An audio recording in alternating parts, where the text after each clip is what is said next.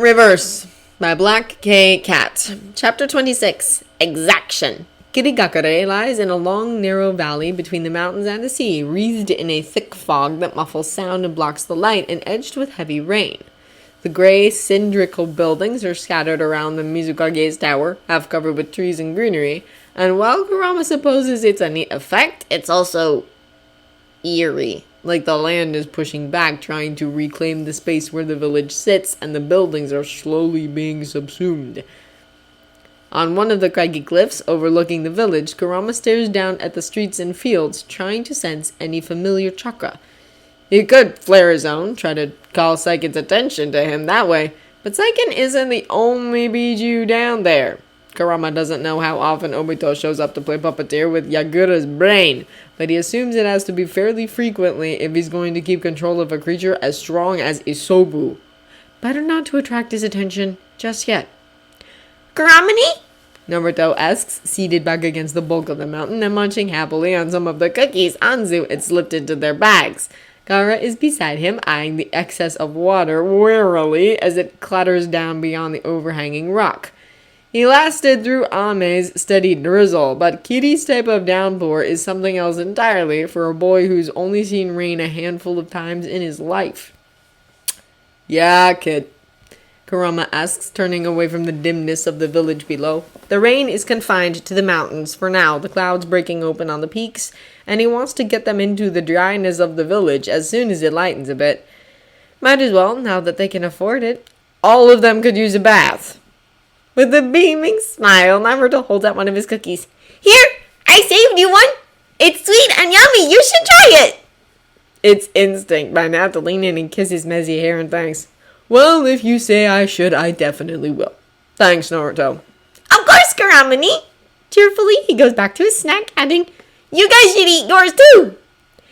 "Maybe later," Fu says, perched on the very edge of the rock with her feet hanging down. Her face is raised to the sky, and she's smiling, even though she's getting wet. Yugito, this is fun. Come sit with me." Yugito looks at the drenching rain and wrinkles her nose a little. "I'm alright back here. It's really wet." There's definitely one of Matatabi's. Kurama swallows a snort, then sinks down to sit with his legs crossed under him. "I'm going to try and get in touch with Seiken. If anybody falls off the mountain, they better figure out how to fly on the way down. Got it?" "Or," Momiji adds dryly, "I could just catch them." Kurama rolls his eyes and determinedly doesn't smile. "I'm trying to teach life lessons about responsibility and self-sufficiency here, and you're ruining it," he complains. "You're just as much of a brat as Fuji. I don't know how I was ever fooled into thinking you weren't." "I'm not a brat!" Fuji protests, jerking her head up from where she's sprawled across Yugito's lap. "And you're a grumpy old jerk! Who'd want to learn from you?" "Oh, stop a second it," Kurama growls. "What happened to me being a god among foxes, huh? Brat!" If Fuji were in her human form, she'd stick her tongue out at him. As it is, she chatters high and sharp and annoyed, and then pointedly flicks her tails over her face. Kurama bumps right back at her, folding his arms over his chest, but before he can retort, Fu says brightly, "Oh hey, the rain's stopping. Can we go now, Kuramani? I've never been to one of the big shinobi villages before."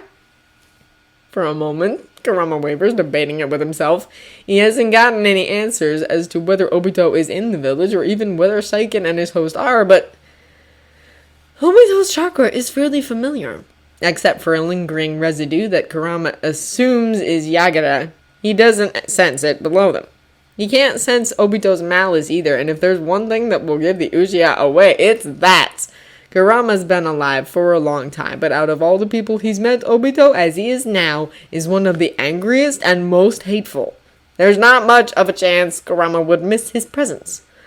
"Alright," he agrees at length and adds over Fu and Naruto's cheers, "But this place isn't like Whirlpool, got it? You stick with me and don't run off or I'll have Momiji sit on you." Fuji opens her mouth, expression delighted, and Momiji growls warningly and snaps her teeth off. "One word about my white little sister and I'll throw you off this cliff." The vixen deflates with a sigh. "You don't know that that's what I was going to say," she mutters mutinously. "Yes," Momiji informs her dryly. "I really, really do." Okay. Kurama cuts in, long-suffering, before they can devolve into further bickering. Can either of you cast an illusion strong enough to get us over the walls without a bunch of bloodthirsty shinobi noticing? Make people look past us, that kind of thing. Fuji is better with illusions, Momiji admits, rising to his feet and shaking the mist from his silver-tipped coat. Mine have a tendency to break at, inopportune moments. Fuji gives him a smug fox grin. Of course I can, she says haughtily. It's easy. Yeah, Momiji retorts, just like flying. He catches her glare and grins back, tongue lolling. Kurama sighs. Let's just go, he says, before I'm tempted to throw both of you off this cliff and figure out how to get down by yourselves. With a yipping laugh, Fuji rises and with a whirl of smoke crouches in front of Yugito in her large form. I'm ready when you are, Kurama-sama, she says. Naruto, do you want to ride with me today? Sure, Fujini! Face and clothes dusted liberally with crumbs, he leaps to his feet and bolts for her, leaping on her back like a baby monkey. Yugito follows more sedately, collecting both of their packs and slinging them over her shoulders, then climbing onto the vixen's back. Guess that leaves you with me, Squirt, Kurama tells Gaara, giving him a smile as he rises. You okay with that? I like you a lot, Kurama-ni, Gaara informs him solemnly, reaching out, and Kurama chuckles and picks him up, settling him on Momiji's back. Yeah, I like you too. On a whim, he kisses Gaara's forehead the way he does Naruto's and has to laugh at the look of wonder that crosses the kid's features. It's either laugh or it's right back to Suna to start ripping off heads! Ruffling Gaara's crimson hair, he turns to look at the last member of the little troop. Sweetheart, I'll ask Chomei to teach you how to grow wings later. Come on, it's almost sunset. Wings? Fu bolts to her feet so fast she's nearly a blur of motion and throws herself in him bodily. I can grow wings? That overgrown bumblebee had better be good for something if you're stuck with her. Kurama grouches, peeling her off his leg and hoisting her up behind Gaara. Chomei's chakra flickers with annoyance, but if she's eavesdropping, what she overhears is her own fault. Fuji, ready? Their guards might not be looking up, but that's not a chance I want to take. Fuji crouches slightly, expression going intent, and foxfire ripples through the air around them like an aurora. Flickers of color blaze into existence, then fade away, and she flicks her tails. It doesn't quite feel like a genjutsu settling around them, but similar. One step to the left, maybe. Kurama breathes it in because it's familiar. He was never one to shape chakra this way, but he remembers how the foxes he first took to it, and this is one of the things they came up with. Neatly done, he says, and pretends not to see the way Fuji puffs up proudly as he vaults onto Momiji's back. All right, out and down. Fuji, let me know if anything's about to break, got it? Of course, Kurama-sama. With a light leap, she bounds past Momiji and hurls herself off the cliff. Her brother follows with a warning snarl, setting more foxfire dancing under her feet. Just before she starts to fall. Watch it! He warns. I'm not that quick, Fuji! The vixen ignores him like a queen, turning a wide loop that makes Naruto laugh as she descends. We look like a patch of fog, she tells Kurama proudly. I figured no one would notice that around here. Probably not, Kurama admits, eyes on the village as it comes closer. There are a handful of people on the busier streets, and more clustered near the Mizukage's tower. East of it is quieter, clearly a slightly lower-class business district, and in the gathering darkness, he can only pick out a few shinobi. There, he says, pointing to a patch of dripping forest that might be either a training ground or a park. Head for that part. Looks like there's an inn the next street over. We get to sleep in an inn? Fu sounds incredibly enthusiastic. I've never been in one before, Kurama-ni. Are they nice? They're all different, sweetheart. Kurama remembers the inn his first night back, the woman who gave him a room and a meal in return for clearing out some bandits. It's hard not to compare her to the sour woman in Ame, unwilling to bend, though Kurama knows there are a hell of a lot of difference between central Ame and northern Fire Country. Hopefully actual money will sweeten this innkeeper's mood. Kurama is familiar civilian prejudice against shinobi with bloodlines and kiri, and between himself and his claws, Naruto with his whisker markings, and Gaara's tanuki eyes, they don't have much of a chance as passing as anything else. I like inns, is Fuji's verdict as she drops through the thick treetops and the lights on a branch, balancing neatly with her three tails fanned out. The beds are soft. Kurama huffs as Momiji follows her down, then passes her, heading for the ground. Like I said, they're all... Movement, just a flash of light off swift metal seen out of the corner of his eye, but it's enough. With no time to call up his chakra, Kurama hooks an arm around Fu and Gaara and throws himself off Momiji's back, shouting, "Down!" The fox drops instantly to his belly, and the flight of kunai just skims the tips of his tails as he jerks them around. Kurama rolls off the two kids and comes up in a rush of movement, catching the next kunai as it flies at his face. Instinct makes him hurl it back. Mijo and Kushina and Naruto were also accustomed to the weapons. They could use them half asleep or half dead, but blood moss in their bodies were Kurama's too. He remembers, knows the slight twist of the wrist that lets the kunai fly true, and a gloved hand flashes up, catching the kunai in a blur of impressive speed and spins it casually around one finger. Gleek. The man approves, a half-mocking rumble with an undertone of cautious interest. I don't think I know you, Red, and I've got a decent memory for faces. Kurama's nerves are still humming with tension, not quite abated by the sight of the huge and all too familiar sword on the man's back. Yeah, he says wearily, taking a step forward to put himself directly in front of Gaara and Fu. That'd be because we've never met. There's a rustle of leaves, a scrape, a thump. Yugito lands lightly beside him, half-crouched, with Matatabi's chakra just beginning to flicker around her. Her nails haven't quite grown into claws yet, but she's not all that far from letting them. Karamini? She asks, and that tone is tight and dense and dangerous. Kurama takes one more look at their unexpected companion and makes a split-second decision, stepping back and dropping out of a running stance. Easy, kitten. Should have expected something like that dropping into a training ground. Which this apparently is, given the jutsu and weapon scars studding the trees around them. You should have known better than to expect something like a park within Kiri's walls. Yugito doesn't look overly comforted by this, not that he really expected her to be. She's a shinobi after all. Kumo made certain she wasn't anything else. She regards the man unhappily, and Kurama turns to look as well, already knowing what he'll see. Sword strapped in place, tall and wide, and carrying a scent of old blood. Kiri uniform, ripped and slightly stained. Unmarked hitayate, worn with what might be pride, but is probably closer to stubborn threat. Bandages worn as a mask, careful eyes, short and messy brown hair. Kurama knows him, and not just through Naruto's eyes. This is one of his first clear memories after the night Obito controlled him. The first time since that night that he rose to the surface, looked and saw, and scented blood and lightning on the air. Remembers, because this man looked at him, saw him, and was one of the first to do so since October 10th, so many years before. Momiji Zabuza grins back at him, assessing gaze, taking in Yugito, then flickering to Gaara, where he's tucked behind a bristling Fu, passing over Fu herself, and then darting up to linger on Naruto, still relatively safe on Fuji's back, even if Kurama can feel his chakra rising in preparation for defense.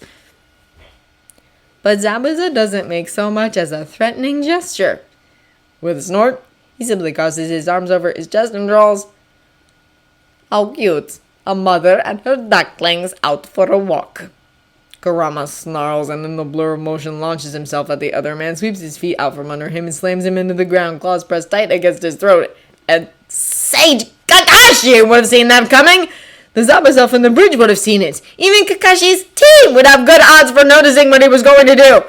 This Zabuza isn't weak. Kurama can feel his chakra, the strength that makes him the demon of the hidden mist, but he's untried. His edges haven't been fully sharpened yet. Well, Kurama supposes, he'd have to be. He's still in the village, after all. A distance away, quiet footsteps approach, and Kurama holds Zabuza's bristling gaze as they do, silently warning him to keep his mouth shut. Another second, and a soft voice says, "Zabuza, I brought the..." A gasp, a clatter as something drops, and a fierce hiss of, "Let him go!" The chakra feels like a cold wind against Kurama's spine, and he doesn't need to look to know who it is. Instead, he just raises a mocking brow at Zabuza and gets a snarl in return. With a low laugh, he slides off the taller man, darting back out of range of retaliation, and says, "Glass houses, shark face." "Fuck you." Zabuza spits, twisting back to his feet, but he holds out a hand to block the oncoming blizzard in miniaturized human form. Knock it off, Haku. I'll make Yoriwala my balls if you destroy her favorite training ground. The little boy can't be older than Fu, tiny in a way that Kurama takes a moment to adjust to, but the cold glare he's sending Kurama is enough to show that he won't hesitate to attack if he thinks it's required. Even so, he subsides obediently, murmuring, "Yes, Zabuza." He keeps his eyes fixed on Yugito, clearly aware of who he'll be facing if this does dissolve into a fight. Honestly, Kurama doesn't think it will. Zabuza's frame is loose, not quite relaxed, but not on edge either. He doesn't have any more kunai in hand, and he hasn't reached for his sword. Kurama could be vastly overestimating his ease, but he doesn't think so. The Zabuza he met on the bridge was full of anger, fury at too many things to name. This one is milder. There's still a seed of rage, but it's all bound up and tangled with determination and something that's not quite selflessness, but maybe the next best thing. And even at his worst, Zabuza has never tasted of outright malice. There was never an edge of pettiness to his hate. Everything he felt had a cause. Everything he did was for a reason. For a long moment, Zabuza studies Kurama, then relaxes, shifting his weight off the balls of his feet. It's as close to, "Let's be friends," as to wary shinobi can get. "Got a name, Red?" "Yeah, and it's not Red," Kurama retorts, baring his teeth. It might pass for a smile. "Maybe." Zabuza snorts softly. "Momichi Zabuza," he says, watching Kurama's face intently. "Of the 7 swordsmen. If we haven't met, I'm assuming you're not from Kiri. Got a reason to be dropping out of trees?" "Kurama." Kurama answers briefly because Yugito already called him that. He pointedly doesn't offer a last name. There's no reason to make it easier for Zabuza to connect the dots if the Kage have managed to get a warning to Kiri already. Luckily, he's already thought of a passable excuse for their presence in the village. "I've heard that Harusame is one of the greatest Fujitsu masters still alive. I wanted to talk to him." The interest in Zabuza's gaze sharpens. "You're a seal master." "I'm decent." It's true enough, he remembers most of what Mito and Kushina knew, and what Naruto learned. After all, when he was trapped, it was a possible way to win his freedom if he could find a weakness in the seals. Beyond that, Harusame is Utakata's master right now. Find the old man, and Kurama will more than likely find the Jinchuriki. We should spar whenever he lets out of that dusty old library he calls his house, is Zabuza's immediate verdict, and Kurama's fairly certain he doesn't imagine the swift, exasperated glance Haku throws at his guardian. That's a terrible idea. Really terrible, because Zabuza is the type to taunt his opponents, and Kurama is all too aware of his own short fuse. When one wrong word could out him as having a Biju's power, it's probably best to avoid situations like that. Still, it might be fun. Very firmly, Kurama squashes that little butt and waves a dismissive hand. "Yeah, not gonna happen. Besides, I think the kitten might be a better match for you." He tips his head at Yugito, who very much looks like she will be obliging if Zabuza ever wants to get his face clawed off. Zabuza eyes the 13-year-old, raises one short brow, and levels an assessing stare at Kurama. "She's not your daughter." "And he's not your son," Kurama counters, flicking a glance at Haku. Instead of taking offense, Zabuza just shrugs. "Useful," is his only explanation, but from the way it makes Haku light up, he might as well have called the boy his own flesh and blood. "You're the same." "Yep." Perhaps predictably, though, it makes both Fu and Yugito whistle. "He's not!"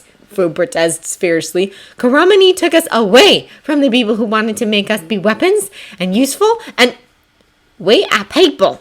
Yugito adds quieter, but just as sharp. "Kuramani lets us be people, even when no one else will." Gaara nods emphatically, hands fisted in the back of Fu's skirt, as he glares at the two carrying in, and there's a loud, "Kuramani is awesome!"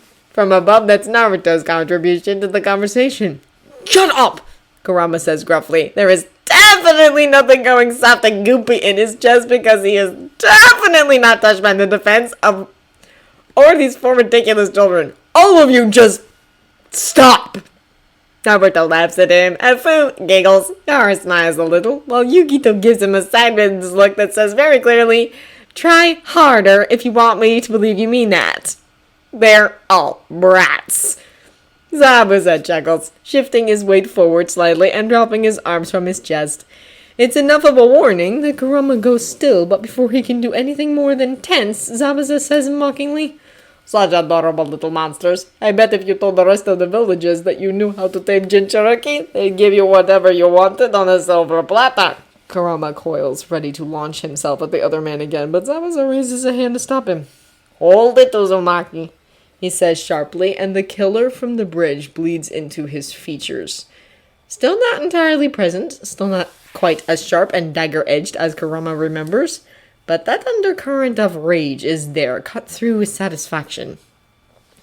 "You attack, I raise the alarm, and then you'll never get close to Utakata. I assume he's the one you're after?" "Apparently the Kage did manage to get a message to Kiri, or Yagura learned about him some other way." Kurama calculates the odds of killing both Zabuza and Haku before one of them can alert the village and decides they're too low to risk it. He eases back, trying not to growl, and inclines his head. "Well, I was." Zabuza tips one shoulder in a shrug, dismissing that even as he starts to grin beneath the bandages. "Far be it from me to stop your head, but if I'm going to keep quiet about you and the pipsqueaks, I want something in return." Of course he does. And knowing what Kurama does about this man's future, "You want me to help you kill the Mizukage," he concludes, and is satisfied to see Zabuza's eyes widened. "How the fuck do you know that?" Zabuza demands as the smugness eases out of his posture, replaced with hostility. At his side, Haku goes dense as well. Another teeth-bared almost grin, and Kurama crosses his arms again, watching them carefully. "Call it intuition. I assume this is you kicking off a civil war." "I prefer to call it a revolution." Zabuza eyes him right back. "So what's your choice, Uzumaki? The rest of the shinobi here know about you too, before you get any bright ideas. One step outside this training ground looking like you do now, and there won't be a single place left to hide." Which would be fine, except Kurama can't ask Fuji to keep up an illusion that long, and it won't work if they're ever separated. He glances back at the four kids, eyes landing on Naruto last of all. The little blonde is clinging to Fuji's ruff, eyes wide and worried. Haku and Zabuza died in front of him once before, and Kurama knows better than anyone just how it affected him. He's not about to put Naruto through that again. And besides, he's always known that Yagura is a problem that needs to be dealt with. This is just a slightly more expedient method. "They don't get involved," he says succinctly, tipping his head at the children. "If you don't agree with that, I'll kill you, even if it blows my cover." There's a brief pause, startled and still, and then Zabuza laughs. "Didn't want them to," he promises, and there's something like relief in his voice. "I've got a house on the edge of the village. Haku can keep an eye on them while we work. You get to convince Utakata to give us a hand, since you've got such a way with Jinchuriki." Sharp eyes study his clawed hands. "Is that because you're one yourself?"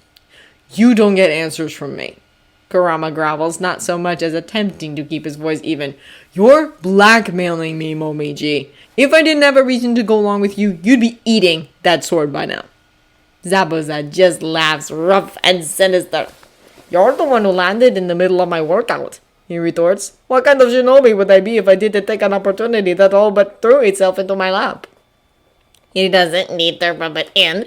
Kurama's already cursing his terrible luck, enough for both of them. "Fuji," he says instead, a little more sharply than he intends to. "Another illusion just over you, Momiji, and the kids. I'll use a henge." "Of course, Kurama-sama." Fuji eyes Zabuza with a healthy dose of dislike, but concentrates again. This time, Kurama can see all 6 of them fade out of existence with barely a ripple of chakra, and he takes a breath, trying not to let Naruto's sudden absence unnerve him.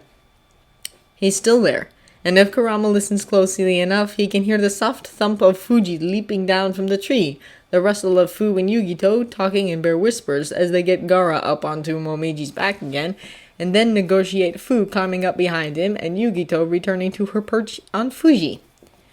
Kurama takes it in, breathes deep, and says quietly, "Fuji, sound and smell too. Lock it all down, there's a girl. Once we're alone, you can let up again."